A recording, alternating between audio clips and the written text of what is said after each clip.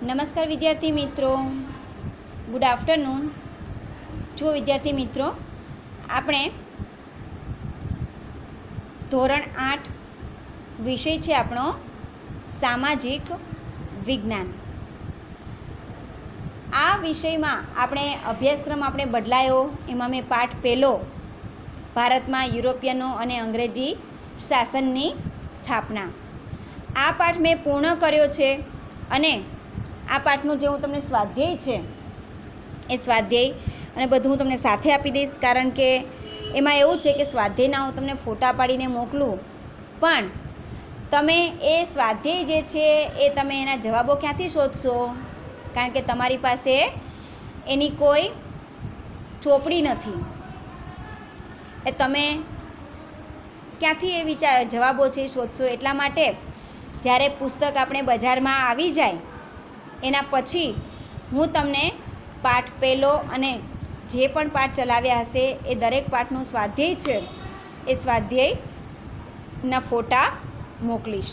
તો ત્યાં સુધી વિદ્યાર્થી મિત્રો આપણે ધીરજ રાખવાની છે અને પાઠ જે આપણે અભ્યાસક્રમ છે એ આપણે ચાલુ રાખીએ છીએ, કારણ કે અત્યારે જુલાઈ મહિનો આવી ગયો છે, એટલે જુલાઈ મહિનામાં આપણે આપણો અભ્યાસક્રમ બાકી ના રહે એના માટે મેં આ PDF દ્વારા હું તમને આ અભ્યાસક્રમ ચલાવવાનો શરૂ કરી દીધો છે। ત્યારબાદ પુસ્તક બજારમાંથી આવે એટલે દરેકે પુસ્તક ખરીદવાની છે। તો આજે આપણે વિદ્યાર્થી મિત્રો ધોરણ 8માં પાઠ બીજો છે આપણો ભારતમાં બ્રિટિશ શાસન ઈસવીસન 1757થી ઈસવીસન 1857। ભારતમાં જે અંગ્રેજ શાસન, બ્રિટિશ એટલે કે અંગ્રેજી શાસન જે છે ક્યાં સુધી ચાલ્યું છે? ઈસવીસન 1757થી ઈસવીસન 1857, પૂરા 100 વર્ષ આ બ્રિટિશ સરકારે આપણા પર શાસન કર્યું છે। બરાબર છે? આપણે પહેલો પાઠ જોયો હતો, હવે આપણે બીજા પાઠની આપણે ચર્ચા કરીએ।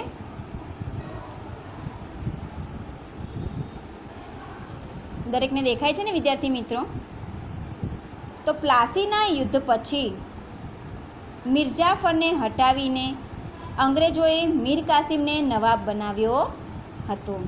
તમે જોયું હતું ને કે આપણે પાઠ પહેલામાં કે બંગાળનો નવાબ હતો સિરાજ ઉદ દૌલા, પરંતુ સિરાજ ઉદ દૌલા જે છે એનાથી અંગ્રેજો ડરતા હતા, તેથી એણે શું કર્યું કે પ્લાસીના યુદ્ધમાં ઔરંગઝેબના એક સેનાપતિ, સિરાજ ઉદ દૌલાના એક સેનાપતિ હતા જેનું નામ હતું મિર્જાફર, આ મિર્જાફરને નવાબ બનાવવાની લાલચ આપીને તેને ખરીદી લીધો અને પ્લાસીના યુદ્ધમાં સિરાજ ઉદ દૌલાને દગાથી બ્રિટિશ સરકારે એટલે કે કંપની સરકારે મારી નંખાવ્યો અને ત્યારબાદ મિર્જાફરને બંગાળનો નવાબ બનાવ્યો। પરંતુ મિર્જાફર ગાદી પર આવ્યા પછી અંગ્રેજોને તે નડતરરૂપ બનતા તેને ગાદી પરથી હટાવી અને મીર કાસિમને નવાબ બનાવ્યો, પરંતુ મીર કાસિમે પણ અમુક બાબતો જે છે એ તેમણે ચલાવી નહીં, તેથી તેણે શું કર્યું?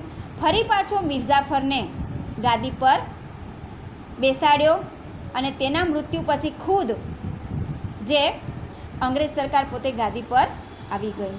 તો હવે એના પછી આપણે અધૂરો જે છે આપણો પાઠ બીજામાં જોઈએ કે પ્લાસીના યુદ્ધ પછી મિર્જાફરને હટાવીને અંગ્રેજોએ મીર કાસિમને નવાબ બનાવ્યો, પણ તેના શાસનમાં બંગાળમાં કરમુક્ત ખાનગી વેપાર કરવાની બાબતમાં અંગ્રેજોને તેની સામે વાંકવું પડ્યું। મીર કાસિમને તેણે નવાબ તો બનાવ્યો, પરંતુ બંગાળમાં અંગ્રેજોને શું કરવું હતું કે કર ભર્યા વગર વેપાર કરવો હતો, તેથી આ મીર કાસિમે તેને મનાઈ ફરમાવી, તેથી તેમની અંગ્રેજો જે છે એને મીર કાસિમ સાથે વાંકવું પડ્યું એટલે કે આડું થયું। આથી અંગ્રેજોએ તેની સામે યુદ્ધ કર્યું, તેથી અંગ્રેજોએ શું કર્યું કે મીર કાસિમ સામે યુદ્ધ કર્યું અને બક્સરના આ યુદ્ધમાં અંગ્રેજોની જીત થઈ અને આ રીતે બક્સરના યુદ્ધમાં અંગ્રેજોની જીત થઈ અને ત્યારબાદ ક્લાઇવે અવધના નવાબ અને મુઘલ બાદશાહ સાથે સંધિ કરી અને આ રીતે યુદ્ધમાં અંગ્રેજો જીત્યા.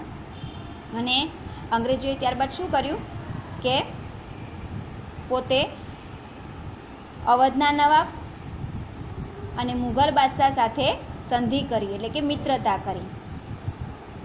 સંધિ મુજબ અવધના નવાબે કંપનીને 50 લાખ રૂપિયા આપવાનું નક્કી કર્યું. આ રીતે સંધિ મિત્રતામાં શું નક્કી થયું હતું કે અવધના નવાબે કંપનીને કેટલા લાખ રૂપિયા આપવાના હતા? 50 લાખ આપવાનું નક્કી કર્યું. અને મુઘલ બાદશાહ શાહ આલમ બીજાને કંપની વાર્ષિક 26 લાખની ખંડણી આપે. અને મુઘલ બાદશાહ જે છે શાહ આલમ બીજો, આ શાહ આલમ બીજાને કંપની એટલે કે અંગ્રેજ સરકાર વાર્ષિક કેટલા રૂપિયા આપે? 26 લાખ ખંડણી આપે. અને તેના બદલામાં તેને બંગાળ, બિહાર અને ઓડિશાની દીવાની સત્તા આપવાની હતી. જો અંગ્રેજ સરકારે કેવી રીતે સંધિ કરી કે અવધના નવાબે કંપનીને કેટલા લાખ રૂપિયા આપવાના? 50 લાખ આપવાનું સ્વીકાર્યું. અને મુઘલ બાદશાહ શાહ આલમ બીજાને કંપનીએ કેટલા આપવાના? 26 લાખ ખંડણી આપવાની. આ 26 લાખ એ અંગ્રેજ કંપની તેને આપે, એની સામે એના બદલામાં તેમને શું આપવાનું? બંગાળ, બિહાર અને ઓડિશાની દીવાની સત્તા આપવાની. આ રીતે તેઓ સંધિ કરતા હતા. 12 ઓગસ્ટ 1765માં ઈસ્ટ ઇન્ડિયા કંપનીને મુઘલ બાદશાહે બંગાળની દીવાની સત્તા આપી. અને આ રીતે આ જે નક્કી કરવામાં આવ્યું એ પ્રમાણે 12 ઓગસ્ટ 1765માં ઈસ્ટ ઇન્ડિયા કંપનીને મુઘલ બાદશાહે શું કર્યું કે બંગાળની દીવાની સત્તા આપી. અને અંગ્રેજોની ભારતમાં રાજકીય સત્તા શરૂ થઈ. અને આ રીતે અંગ્રેજોની ધીમે ધીમે ભારતમાં રાજસત્તા શરૂ થઈ. હવે અહીંયા જુઓ કે જાણવું ગમશે એ જોઈએ આપણે. અંગ્રેજોએ કંપનીની આવકમાં વધારો કરવા, અંગ્રેજોએ શું કર્યું કે પોતાની જે કંપની હતી ઈસ્ટ ઇન્ડિયા કંપની, આ ઈસ્ટ ઇન્ડિયા કંપનીમાં વધારો કરવા માટે તેમણે શું કર્યું કે 1772માં બંગાળમાં નવી વ્યવસ્થા દાખલ કરી. પોતાની કંપનીની જે આવક વધે એના માટે આ અંગ્રેજોએ 1772માં બંગાળમાં એક નવી વ્યવસ્થા દાખલ કરી. કઈ વ્યવસ્થા હતી? જેમાં જમીન મહેસૂલ વસૂલ કરવા માટે ઇજારદારો સાથે કરાર કરવામાં આવતા. તેમાં કઈ રીતે શું થતું હતું કે જમીન મહેસૂલ વસૂલ કરવા માટે ઇજારદારો સાથે કરાર કરવામાં આવતા. જે બોલીમાં વધુ રકમ આપે તેને મહેસૂલ ઉઘરાવવાનો ઇજારો આપવામાં આવતો. આ ઇજારદારો સાથે કરાર કરવામાં આવ્યો કે જે બોલી બોલવામાં આવે અને આ બોલીમાં જે વધુ રકમ આપે તેને આ બંગાળની મહેસૂલ ઉઘરાવવાનો ઇજારો આપવામાં આવતો. ઇજારો આપવો એટલે કે તેમને સત્તા આપવામાં આવશે. આ વ્યવસ્થામાં ઇજારદારો માટે દસ્તાવેજમાં ફાર્મર શબ્દનો ઉપયોગ કરવામાં આવતો. આ જે વ્યવસ્થા છે આ વ્યવસ્થામાં ઇજારદારો માટે એટલે કે જેમને આ મહેસૂલ ઉઘરાવવાનો ઇજારો આપવામાં આવે ને એને કહેવાય છે ઇજારદારો. તો ઇજારદારો માટે દસ્તાવેજમાં કયો શબ્દ નક્કી કરવામાં આવતો હતો? ફાર્મર. યાદ રાખજો, આ જવાબ છે, ધ્યાન રાખજો. આથી આ વ્યવસ્થા ફાર્મિંગ વ્યવસ્થાને નામે ઓળખાતી હતી. આ ઇજારદારો જે છે ઇજારદારોને માટે ફાર્મર શબ્દ વાપરવામાં આવતો અને તેથી આ વ્યવસ્થા જે છે તેને ફાર્મિંગ વ્યવસ્થાને નામે ઓળખાતી હતી. આ વ્યવસ્થામાં ઇજારદારોનું એકમાત્ર ધ્યેય વધુ આવક ઊભી કરવાનું હોવાથી ખેડૂતોનું શોષણ થતું હતું. જ્યારે આ પ્રથા અસહ્ય બની ત્યારે તેમાં સુધારો લાવવા માટે ભારતમાં ગવર્નર જનરલ તરીકે કોર્નવોલિસની નિમણૂક કરવામાં આવી. જો આ ફોટો છે કોર્નવોલિસનો, દેખાય છે વિદ્યાર્થી મિત્રો? જો અંગ્રેજોએ ધીમે ધીમે આપણા ભારત દેશમાં કઈ રીતે સત્તા સ્થાપી? સૌથી પહેલાં બંગાળના નવાબ બન્યા, બંગાળનો નવાબ જે બન્યા, આ બંગાળમાંથી પછી એણે શું કર્યું કે બંગાળ, બિહાર અને ઓડિશાની દીવાની સત્તા લીધી અને આ રીતે તેણે ઈસ્ટ ઇન્ડિયા કંપનીની સ્થાપના કરી. ત્યારબાદ તેમણે શું કર્યું કે 1772માં બંગાળમાં એક નવી વ્યવસ્થા દાખલ કરી કે તેમાં જે જમીન મહેસૂલ છે એ જમીન મહેસૂલ ઉઘરાવવા માટે ઇજારદારો સાથે કરાર કરવામાં આવતો કે જેની વધુ બોલી હશે અને એમાં જે વધુ રકમ આપશે તેમને મહેસૂલ ઉઘરાવવાનો ઇજારો આપવામાં આવતો. આ વ્યવસ્થાને ઇજારદારોના નામે દસ્તાવેજ એટલે કે ફાર્મર શબ્દનો ઉપયોગ કરવામાં આવતો હતો. હવે આમાં જ્યારે આ પ્રથા જ્યારે અસહ્ય બની ત્યારે તેમાં સુધારો લાવવા માટે ભારતમાં ગવર્નર જનરલ તરીકે આ કોર્નવોલિસની નિમણૂક કરવામાં આવી. હવે એમાં પહેલી છે કાયમી જમાબંધી. કાયમી જમાબંધી જે છે એ આપણે મુદ્દો જોઈએ. કોર્નવોલિસ ગવર્નર જનરલ હતો. કોર્નવોલિસ જે ગવર્નર જનરલ તરીકે હતો ત્યારે તેણે ઈસવીસન 1793માં ભારતમાં કાયમી જમાબંધી દાખલ કરવામાં આવી, જેમાં એક જમીનદારને જમીનના અને જમીન મહેસૂલના હક આપવામાં આવ્યા. તેમણે સરકારનો એજન્ટ તરીકે કામ કરવાનું હતું. આમાં એ લોકોને શું કામ કરવાનું હોય? કાયમી જમાબંધી.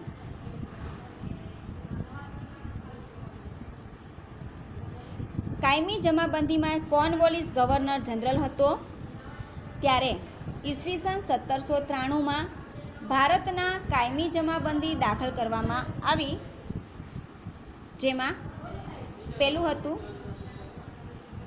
જમીનદારને જમીનના અને જમીન મહેસૂલના હક આપવામાં આવ્યા. તેમણે સરકારના એજન્ટ તરીકે કામ કરવાનું હતું. બીજું છે જમીનદારે જમીન મહેસૂલના 9 ભાગ સરકારને જમા કરાવવાના અને 10મો ભાગ મહેતાણા તરીકે રાખવાનો હતો. આ કાયમી જમાબંધીનો નિયમ હતો. આ પદ્ધતિમાં ખેડૂતોનું શોષણ થતું હતું. હવે આ જે કાયમી જમાબંધી જે છે એની જે પદ્ધતિ આ કોર્નવોલિસે દાખલ કરી એમાં ખેડૂતોનું શોષણ થતું હતું, કારણ કે તેને નિશ્ચિત કરેલું મહેસૂલ જમીનદારોને આપવું પડતું. કારણ કે ખેડૂતો માટે જે મહેસૂલ નક્કી કરેલી હતી એ મહેસૂલ જમીનદારોને આપવી પડતી. જમીનદાર તેના ઉપર જુલમ કરીને પણ મહેસૂલ કરતો હતો. આ રીતે જમીનદાર છે એ ગમે તેવા જુલમ કરીને પણ ખેડૂતો પાસેથી જમીનની મહેસૂલ જે છે વસૂલ કરતો. જમીનદારે દર વર્ષે નિશ્ચિત કરાર મુજબની રકમ સરકારમાં જમા કરાવવી પડતી અને જમીનદારે શું કરવું પડતું? દર વર્ષે જે નિશ્ચિત કરાર મુજબની જે રકમ હોય એ રકમ સરકારમાં જમા કરાવવી પડતી. તેમ છતાં કાયમી જમાબંધી જમીનદારોની તરફદારી કરતી હતી અને છતાં પણ આ કાયમી જમાબંધી છે જમીનદારોની તરફદારી કરતી હતી.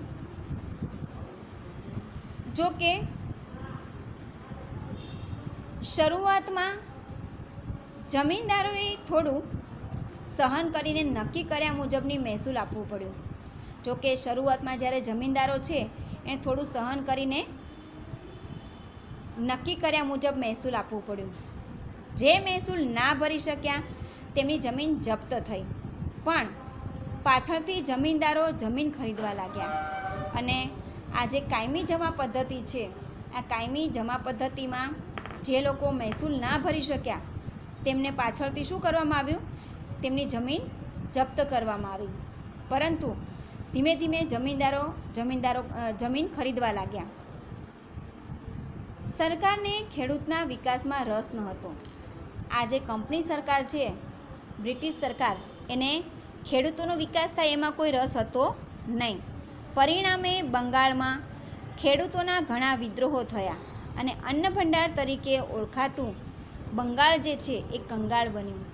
અને આ રીતે બંગાળ છે એ બંગાળમાં આ રીતે ખેડૂતોમાં એક રોષ ભરાયો અને ખેડૂતોના ઘણા વિદ્રોહો થયા અને બંગાળ જે છે અન્ન ભંડાર તરીકે ગણાતું હતું એ હવે જે અન્ન ભંડાર તરીકે ઓળખાતું બંગાળ એ કંગાળ બન્યું.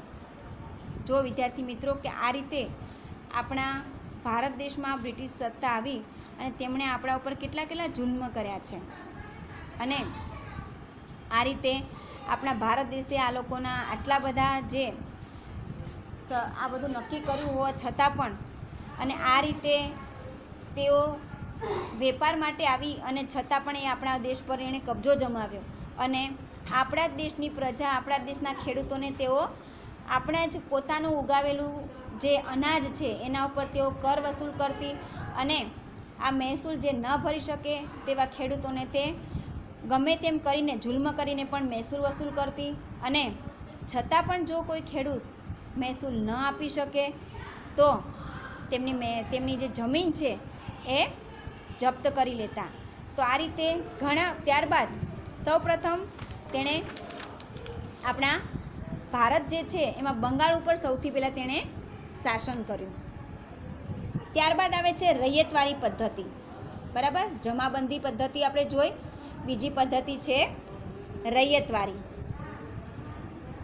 19મી સદીની શરૂઆતમાં ઈસવીસન 1820માં મુંબઈ અને મદ્રાસ પ્રાંતોમાં રૈયતવારી પદ્ધતિ લાગુ કરવામાં આવી. ઈસવીસન 1820માં જે મુંબઈ અને મદ્રાસના જે પ્રાંતો હતા તેમાં રૈયતવારી પદ્ધતિ લાગુ કરવામાં આવી. તેના પ્રણેતા થોમસ મુનરો હતા. તેના પ્રણેતા કોણ હતા? Thomas Munro. બરાબર, તે સમયે તેઓ મદ્રાસના ગવર્નર હતા. એ સમયે થોમસ મુનરો જે છે એ મદ્રાસના ગવર્નર હતા. આ પદ્ધતિમાં જમીન ખેડનારને જમીનનો માલિક બનાવવામાં આવ્યો હતો. એ સમયે શું હતું કે આ થોમસ મુનરોએ શું કર્યું કે જે જમીન ખેડે એ જમીન એની. આ રીતે જમીનના તેમને માલિક બનાવી દેતા. તેને કહેવાય છે રૈયતવારી. સરકારની શરત મુજબ ખેડૂતે જમીન મહેસૂલ ચૂકવવાનું હતું અને સરકાર જે શરત નક્કી કરી હતી એ પ્રમાણે ખેડૂતે તેની જમીન મહેસૂલ ચૂકવવાની. આ પ્રથાથી જમીનની માલિકીનો હકનો કોઈ ફાયદો થતો ન હતો. જમીન મહેસૂલ સરકારે જેવી રીતે નક્કી કરી હતી એ રીતે તેને જમીન મહેસૂલ ખેડૂતોએ ચૂકવવાની. તેથી શું થતું કે જમીનની જે માલિકીનો જે હક હતો એનો કોઈ ફાયદો થતો નહીં. તેના કારણો આ મુજબ હતા કે જમીનનું વધારે પડતું મહેસૂલ એટલે કે આવકની ઉપરાંત વધારાનું મહેસૂલ ભરવી પડતી. બીજું છે કે સરકાર ઈચ્છે ત્યારે મહેસૂલમાં વધારો કરવાનો હક ધરાવતી હતી. બીજું કારણ એ હતું કે સરકાર જ્યારે ઈચ્છે ત્યારે મહેસૂલમાં વધારો કરતી. ત્રીજું કારણ છે કોઈપણ સ્થિતિમાં અનાજ ન પાકે કે નાશ પામે તો પણ રૈયતે જમીન મહેસૂલ તો આપવું જ પડતું. ત્રીજું કારણ એ હતું કે અનાજ પાકે કે ના પાકે અથવા નાશ પણ પામે. ઘણીવાર એવું પણ બને છે કે વરસાદ ન આવે તો અનાજ નાશ પણ પામે કે પાક બળી પણ જાય અથવા વધારે વરસાદ આવે તો પાક ધોવાઈ પણ જાય. છતાં પણ રૈયતે એટલે કે પ્રજાએ જમીનનું મહેસૂલ તો આપવું જ પડતું. આ બધા કારણોને લીધે ખેડૂતોને કોઈ ફાયદો થતો ન હતો. વિદ્યાર્થી મિત્રો, આપણે ધોરણ 8માં પાઠ આપણો બીજો જે છે એ આપણે આ પાના નંબર પુસ્તકમાં 8 સુધીમાં આપણે રૈયતવારી સુધી આપણે ચલાવ્યું. હવે બીજું અગાઉ જે છે એ હું તમને હવે પછીના લેક્ચરમાં સમજાવીશ અને આ સમજૂતીના મેં આજે જે સમજાવ્યું એના ફોટા મોકલી દઈશ. તમારે હોમવર્કમાં ખાલી એનું વાંચન કરવાનું છે.